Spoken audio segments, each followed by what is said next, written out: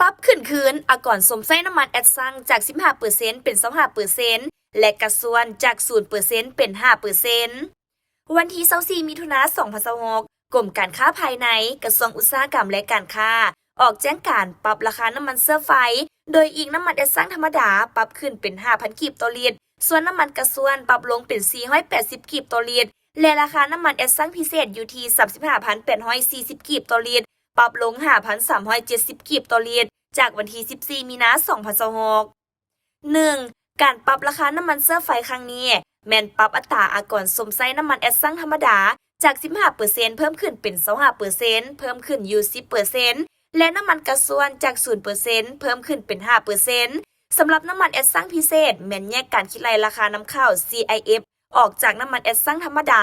และนำใส่กรอบอัตราภาษีและอากรสมไส้ตามกฎหมายกำหนดส่วนค่ายอดสารมาร์เกอร์แม่นให้หยุดเก็บชั่วคราวตามแจ้งการฉบับเลขที่350/หสนย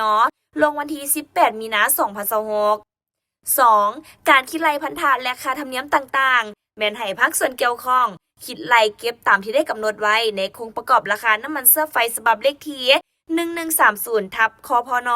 ลงวันที่24มิถุนายน2026จนกว่าจะมีการเปลี่ยนแปลง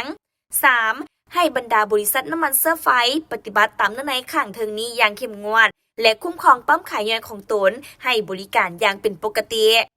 4. ให้แผนกอุตสาหกรรมและการค้าแขวงนครหลวงเวียงจันทร์นำห้องการอุตสาหกรรมและการค้าเมืองนครลงติดตามกฎการจัดตั้งปฏิบัติราคาใหม่นี้ของปั๊มน้ำมันเสื้อไฟในขอบเขตความรับผิดชอบของตนเป็นปกติหากพบเห็นปั๊มใดบ่ปฏิบัติตามราคาใหม่นี้ให้นำเส้นมาตรการต่างๆตามระเบียบการในขอบเขตความรับผิดชอบของตน 5. แจ้งการฉบับนี้เปลี่ยนแทนแจ้งการฉบับเลขที่1053/กคพนลงวันที่ 17 มิถุนายน2026ดังนั้นจึงแจ้งมายังทานเพื่อทราบและจะตั้งปฏิบัติ